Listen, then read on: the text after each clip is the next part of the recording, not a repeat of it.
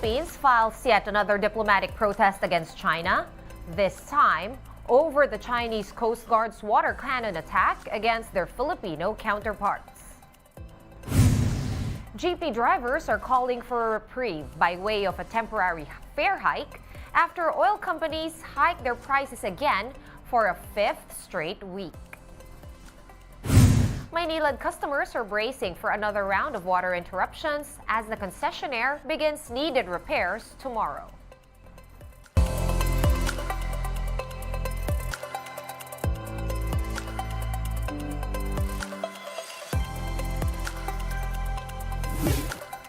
Fast, focused, and fearless. Here's a roundup of stories we're watching now. I'm Sean Yao. President Bongbong Marcos calls for a command conference to drop a response and comprehensive action against China's latest aggression in the West Philippine Sea.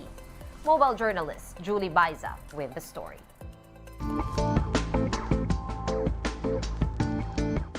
The Philippine government has sent a note verbal to China following the Philippine Coast Guard's report that a CCG or Chinese Coast Guard used water cannon and performed dangerous maneuvers against Philippine vessels in Ayungin Shoal.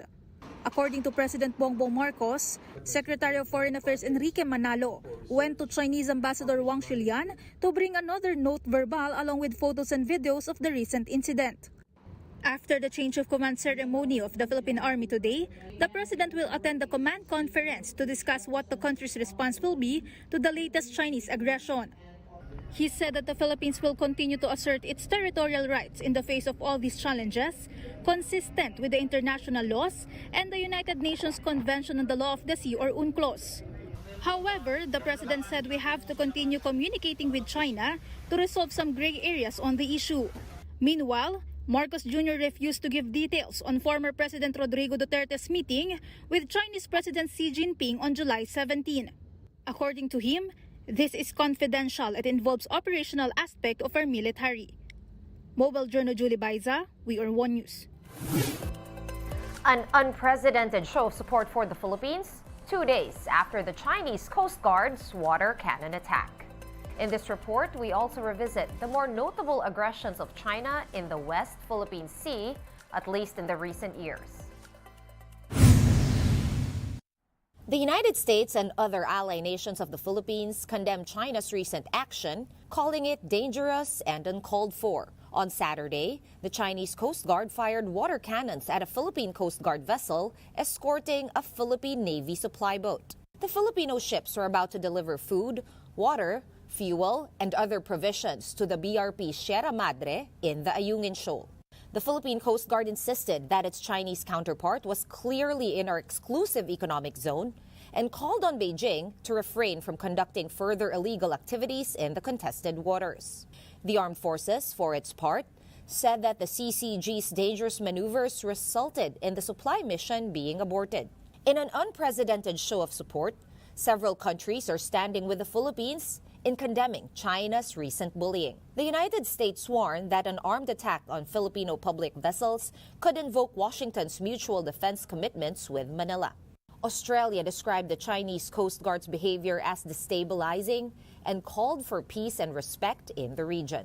The European Union reiterated its full support to the 2016 arbitration award that favored the Philippines and rejected China's sweeping claims on the disputed seas. Canada agrees, saying the Hague ruling is final and binding.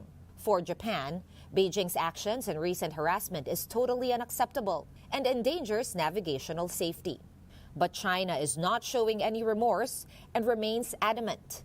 It claimed that Filipino ships were trespassing and were carrying illegal building materials, and that is why it had to, quote, implement necessary controls. The CCG spokesman even turned the tables on the PCG and the Philippine Navy and called on Manila to, quote, immediately stop its infringing activities in these waters. But the Philippine Foreign Affairs Department countered China's claims. It said the Philippines has sovereign rights over the Ayungin Shoal, where the Filipino mission was headed.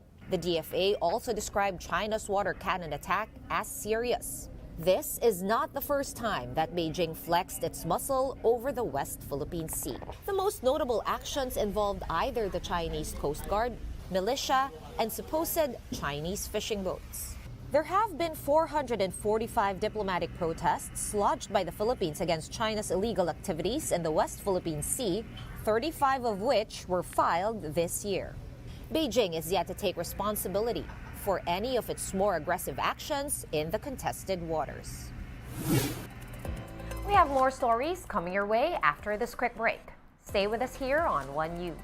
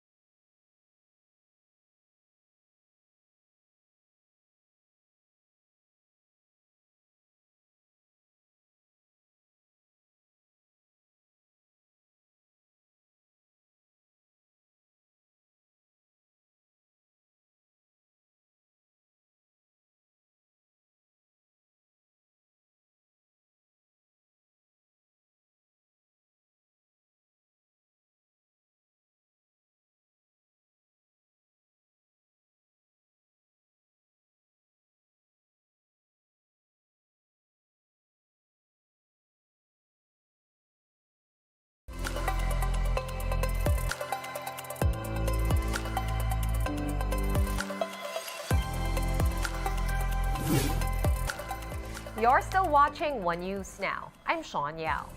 Some parts of Cavite will experience water interruptions for almost 3 months. Starting tomorrow, Maynilad will be implementing daily water service interruptions in parts of Bacoor, Imus, and Las Piñas. Little to no water supply will be experienced from 5 p.m. to 6 p.m. daily. Maynilad will be using this time to fix its Putatan water treatment plant in Muntinlupa in preparation for the amihan season. The water concessionaire explained the turbidity level of raw water from Laguna Lake usually increases during this season. And motorists will see another round of oil price hikes tomorrow, Tuesday, August 8th.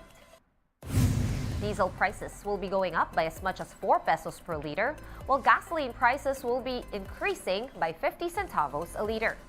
Kerosene products are likewise expected to become more expensive by 2 pesos and 75 centavos. This is the 5th consecutive week of upward price movement for diesel and the 4th week straight for gasoline. Meanwhile, from July 10 to August 5, or before tomorrow's oil price hikes, diesel would be almost 7 pesos more expensive per liter. Gasoline and kerosene prices have also increased by nearly 6 pesos a liter. And jeepney drivers will have to bear the brunt of higher diesel prices, which is prompting transport groups to push for fare hikes. The Alliance of Transport Operators and Drivers Association of the Philippines, or ALTODAP, said that drivers should be allowed to hike fares if diesel prices climb by 7 pesos. ALTODAP explained that the fare increase will be temporary and will be adjusted and reverted in case of a fuel price rollback. Another transport group, Piston, is calling for a rush hour rate. This means higher jeepney fares from 5 a.m. to 8 in the morning and 4 p.m. until 8 in the evening. The LTFRB is currently studying this proposal.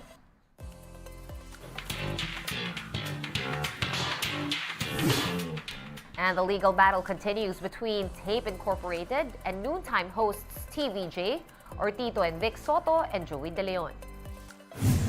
Tape Incorporated was able to get its Eat Bulaga trademark renewed for another 10 years. But TVJ says this will have no impact on their petition to have it canceled. The trio's legal counsel, attorney Buco de la Cruz, told 1PH that the case will continue, especially since Tape Incorporated has yet to respond.